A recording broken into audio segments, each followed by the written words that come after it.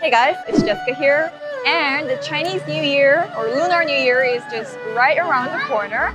So I thought I'd come here in the Chinatown of the Philippines, Binondo, and talk about some history between China and the Philippines.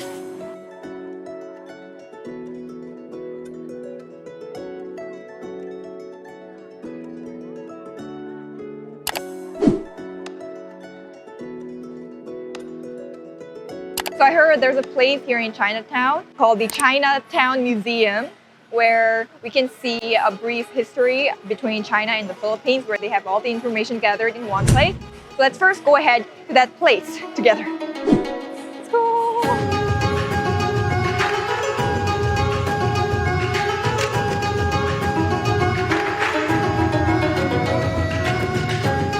Alright guys, so we're in the Chinatown Museum in Lucky Chinatown. It's my first time here, so let's take a look together.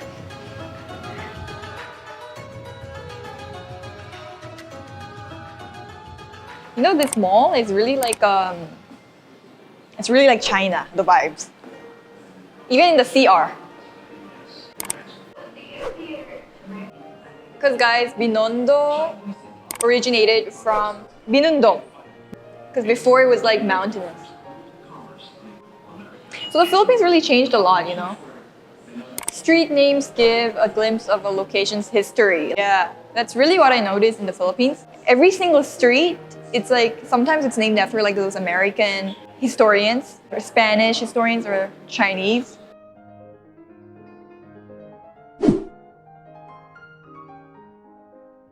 Wow, this place is really nice, very well-made museum. And the Binondo Church. So guys, Binondo was actually built as a permanent settlement place for Chinese immigrants to the Philippines, specifically those who converted their religion to Christianity and who have intermarried to an indigenous Filipino. So that's the origin of Binondo. But the Chinese were really here before, even before the Spanish colonial era. Even way before Ferdinand Magellan discovered the Philippines, Chinese merchants has already been trading with the Philippines as far back as the 9th century. And then Chinese records actually disclose that the Filipino traders from Luzon were the ones that traveled to China first, long before they came. That was, again, for trading purposes, so business purposes. Oh!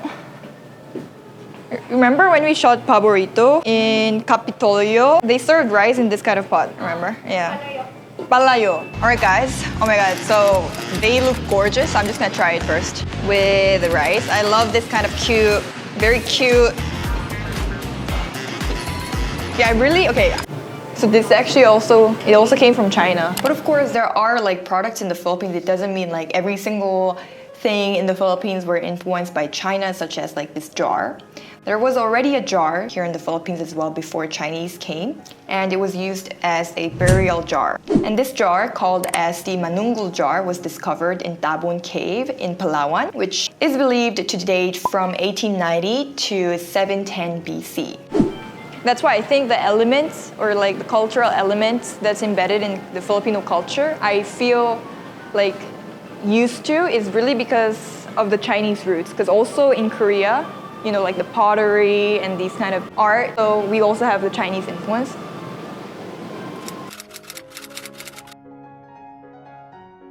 People really did laundry in Pasig River near Binondo and Tondo before. Nice mural.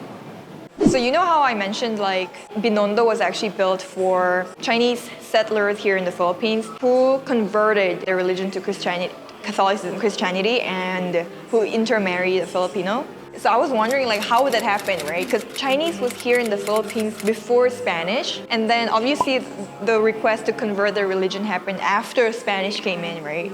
So, you know, that's already a religion war almost to tell someone to convert religion. But they actually encouraged Chinese by offering them different privileges. So as we can look through in this video, the interaction between China and the Philippines has been really active, even during the entry of the Spanish colonial government.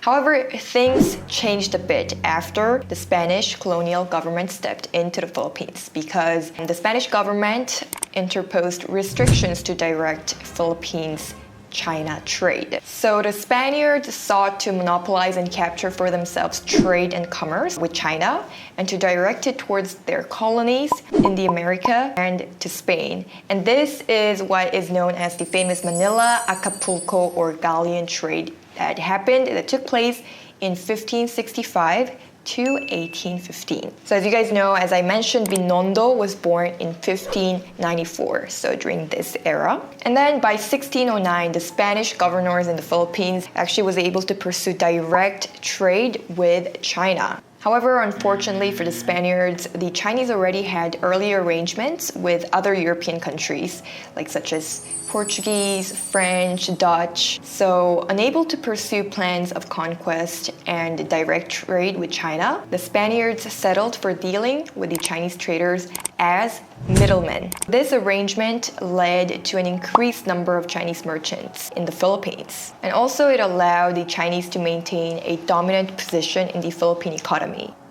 So indeed, the Spaniards restricted Chinese movement and Chinese residents and Chinese trading to only designated parts in the Philippines. As a result of this relationship, in 1603, when the Chinese staged an insurrection, about 24,000 Chinese were slaughtered and only 1,500 were left in the country. Those who were left, as you can see here, were also encouraged to intermarry a Filipino. So this is the time when the concept of Chinoy comes in as well. So after this, Spanish authorities encouraged Chinese male immigrants to convert to Catholicism. And those who did were baptized and their last names were Hispanized. And only when they have converted to Catholicism was the time they were allowed to marry a local woman. And even Spanish women. So that was another concept born, which is the Chinese getting married to mestizos or mestizas. And then only with that intermarriage came a number of privileges and many more opportunities,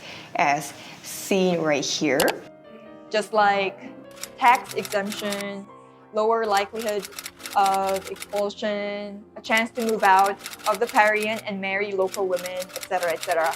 So of course, now it sounds like the relationship between Spain and China were really, really bad, but at the end of the day, it was also inevitable that they kept their relationship forward because they could not manage the colony's economy without the Chinese. So this is the Chinese living room that I am roaming around at.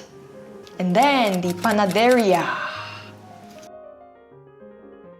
Oh yeah, hopia. And of course, we also have the hopia, which initially originated from China as well. No touch though.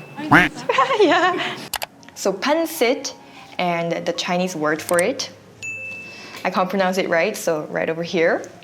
It means something that is conveniently cooked. Canton is a province in China, so something that is conveniently cooked and a province in China. So pancit canton, the name, is actually totally Chinese. And there's also so many other Filipino food that came through Chinese influence, such as taho, mami, lumpia, as seen right over here in this Chinese Filipino restaurant. Welcome to my hopia factory. Lumpia naman is derived from the word popia, which means spring roll in Hokkien.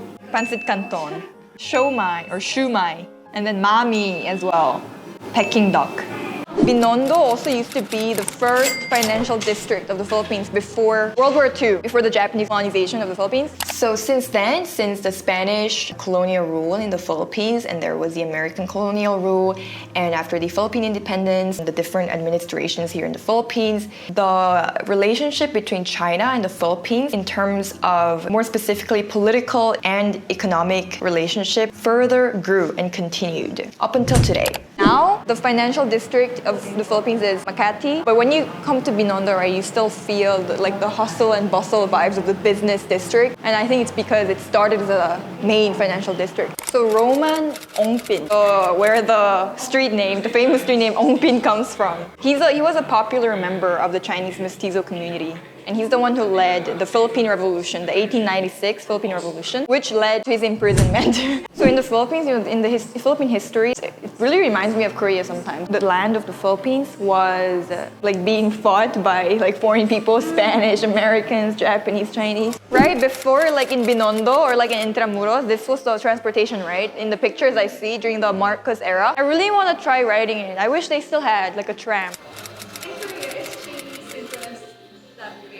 Yeah, also really big. Korea is also very much influenced by China, like historically, like from the, like back then in the past. Because geographically, we're also attached to China. And before, the language we used was we also read and write in Chinese. But the way we pronounced it were different also ever since. So we had the language, but not the writing system. All right, guys, so here I am filming the outro of this video over here. Looking through the history between China and the Philippines, truly we can say that China, aside from Spain, is a country that gave major influence to the Philippines as well.